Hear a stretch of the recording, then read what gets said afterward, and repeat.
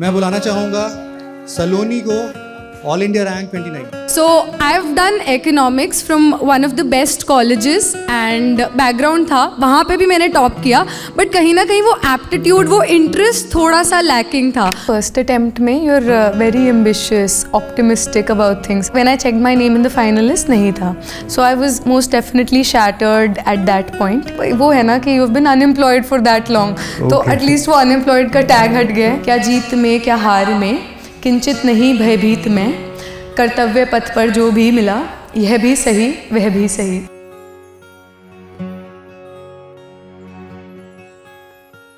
Hello everyone, आज हमारे साथ एक ऐसी शख्सियत मौजूद है ना जिसका सपना बहुत बड़ा है.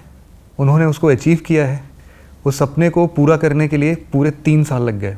सोचा था शायद 1 साल में ही हो जाएगा, और बहुत आखिरी पड़ाव तक आने के बाद ये पता चलता है कि नहीं, अभी तो पूरे साल फिर से मेहनत करनी पड़ेगी.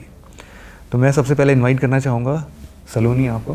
Thank you so much for being here and congratulations for your success. Thank you so much sir, thank you for your wishes and thank you for having me. तो सलोनी, कैसा लगा आपको जब आपने पहले साल में इस एग्ज़ाम को क्लियर करते हुए इंटरव्यू तक आप सीधे पहुँच गए, and again you did not find your name in the final list? जी सर, होता क्या है ना, फर्स्ट अटेम्प्ट में you are very ambitious, optimistic about things. आप थोड़े बच्चे होते हो तो आपको लगता है नहीं, इंटरव्यू तक पहुँचे हैं, इंटरव्यू अच्छा गया तो हो जाएगा. आईएएस बन ही गए. तो आईएएस बन ही गए मतलब दिमाग में आप आईएएस बन जाते हो जब आप इंटरव्यू तक पहुँचते हो.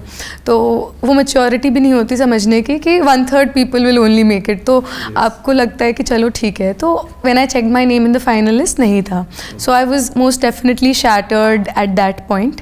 बट ठीक है, सबकी अपनी जर्नी होती है. I am still thankful to God कि eventually I have reached my destination. So I am very very thankful. पहले अटेम्प्ट में जब आपका सिलेक्शन नहीं हुआ तो आपने सबसे पहले किसको कॉल लगाई थी? नहीं, एक्चुअली हाँ, मैं रूम में बैठी थी. मैंने अकेले ही रिज़ल्ट देखा था उस अटेम्प्ट में.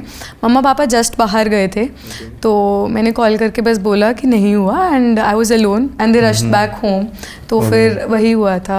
सो थोड़ा सा. And this time when you cleared, then what happened? How this situation changed actually? This time I saw the results with family. मतलब उनको पता था रिजल्ट आने वाला एंड ऑल ऑफ दैट. मैं बैठी थी डाइनिंग टेबल पे और 10-15 मिनट पहले सब बोल रहे थे, देयर वाज चैटर कि result is just around the corner. So मैंने देखा, मैंने नाम सर्च किया एंड लिस्ट में मैंने जैसे ही सर्च किया मुझे 29 दिखा. मैं रो पड़ी, मैं चिल्लाई, मैंने सबको बताया. तो I was very happy. Then I double confirmed. I am like 29th rank है ना, 29th पेज तो नहीं है. 29 पेजेस भी नहीं होते हैं लिस्ट में, but it's a moment that you, it's a very surreal moment. So that way it was very happy moment. फिर आपने किसी दोस्त को तो जरूर से फ़ोन घुमाया होगा? नहीं, सारे फ्रेंड्स जितने भी लोग इंस्ट्रूमेंटल रहे हैं जर्नी में, कुछ स्कूल टाइम से साथ हैं, कुछ कॉलेज में मिले, कुछ जो अभी किसी को खुद पता चला, किसी को मैंने उसी टाइम बताया. तो काफ़ी सारे दोस्त जिनको मैंने बताया था. Okay, how do you feel कि 1 सेकेंड में ना लाइफ चेंज हो गई? वो मोमेंट कैसा था, और अभी आप क्या चेंजेस फील करते हो? सो चेंजेस तो कुछ नहीं, मतलब now I have a job, मुझे ऐसे लगता है, and I have opportunity. Job है, मतलब वो है ना कि you have been unemployed for that long, तो एटलीस्ट वो अनएम्प्लॉयड का टैग हट गया है, and you have a job, a very good job जिसमें आप बहुत कुछ कर सकते हो. तो बहुत अच्छा लग रहा है. It's sinking in. आपने फर्स्ट अटेम्प्ट में आई थिंक 7 मार्क्स से फाइनल लिस्ट में क्लियर करने से आप रुक गए थे. 7 मार्क्स से. 7 मार्क्स वैसे तो कोई बड़ा होता नहीं है game. Definitely there must be some part of luck as well. 7 marks ही नहीं बल्कि पूरे एग्ज़ाम को आपने कैसे चेंज किया? सर, सो उस टाइम पे मैंने रियलाइज़ किया कि मेरा स्कोर जीएस और एसए में अच्छा है. Interview was decent. तो ऑप्शनल जो मेरा इकोनॉमिक्स था तब, और मेरा बैकग्राउंड भी इकोनॉमिक्स ही रहा है, despite that my score in eco was very poor. I score 227 और पेपर 1 में तो 102 थे. तो मैंने कहा ऐसे तो नहीं होने वाला. So that is when I change tracks. मैंने ऑप्शनल सोशो लिया. तो उस साल रैंक ब्रेकर, मैं यही बोलती हूँ, मेरा ऑप्शनल था, इस साल रैंक मेकर सोशो मतलब मेरा ऑप्शनल रहा है. तो that is how I change. बाकी जीएस एसए की अप्रोच सिमिलर थी, मार्क्स भी सिमिलर ही हैं. तो ऑप्शनल मुझे लगता नहीं है, मतलब 1 साल में कोई इतना ड्रास्टिक चेंजेस करता है. Means you cleared mains already with economics and then you decided to change this optional. ऐसा ऐसा क्या फील हो गया आपको कि नहीं इकोनॉमी तो नहीं करना है? सर वो होता है एक ब्लेसिंग इन डिसगाइज। कई बार मतलब आपका इंस्टिंक्ट भी कहता है और आपको कहीं ना कहीं से लगता है नहीं मैं सही कर रही हूँ। मुझे बहुत लोगों ने बोला कि यार नहीं 227 है, 250 260 आराम से हो जाएंगे, थोड़ा सा और पड़ेगी। पता नहीं मुझे क्या हुआ, मैंने कहा नहीं मैं बदलूंगी ऑप्शनल।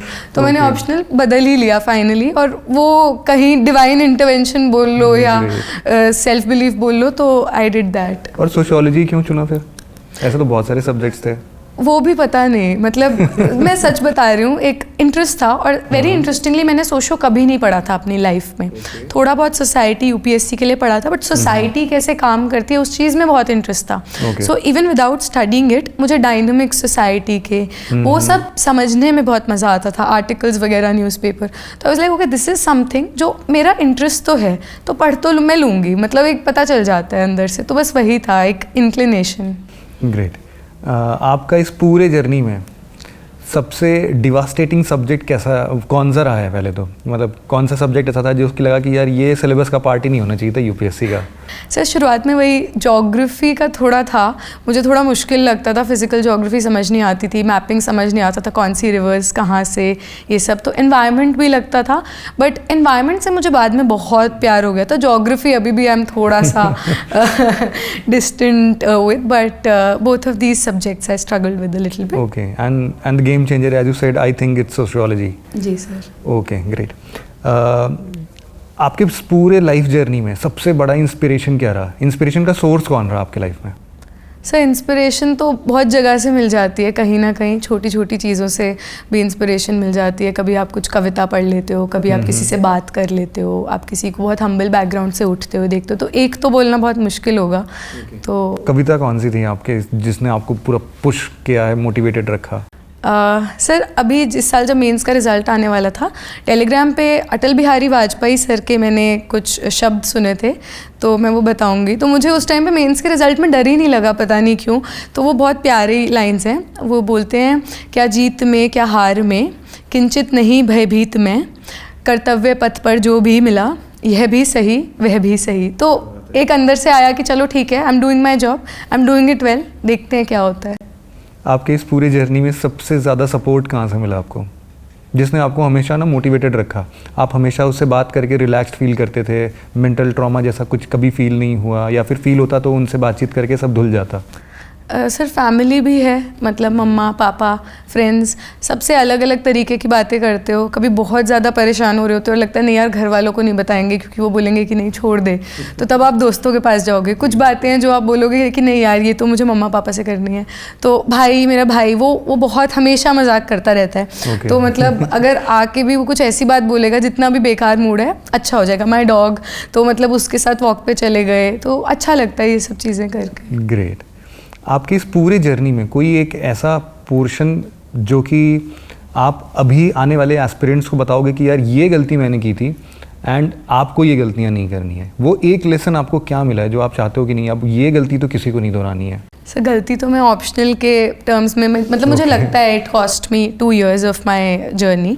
तो ऑप्शनल चॉइस थोड़ा देख लेना, बैकग्राउंड है भी तो भी एप्टीट्यूड बहुत ज़रूरी है समझना।